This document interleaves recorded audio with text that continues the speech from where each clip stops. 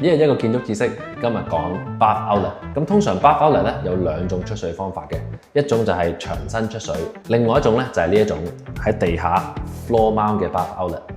咁 floor mount 嘅 bath outlet 咧個好處就係佢睇落去更加高級啦，同埋佢有一啲 option 咧就係可以做一個有 shower head 嘅。咁如果真係幫小朋友或者幫寵物沖涼嘅話咧，呢一個係好方便嘅選擇。其次呢一個 bathtub 咧要留意嘅就係地下嘅位置。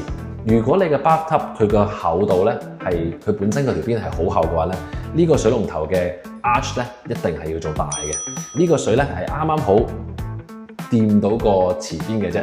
但係如果你個浴缸係更厚啲嘅話，或者你呢個 bathtub 係裝喺前面嘅話咧，呢一個距離就好容易唔夠。咁你一開水龍頭，啲水就唔係入浴缸，就係入咗你個 bathtub 嘅面上面啦。咁所以喺揀呢一個 floor raised bathtub 嘅時候咧，一定要留意。而且呢一個咧係要喺你起屋做 floor plan 嘅時候就要揀定，因為如果你去到揀材料嘅時候先至揀用呢種 floor raised 嘅話咧，咁你係需要再改翻個圖紙嚟去就嘅。如果唔小心改漏咗咧，呢一個 bathtub 就變得好奇怪啦。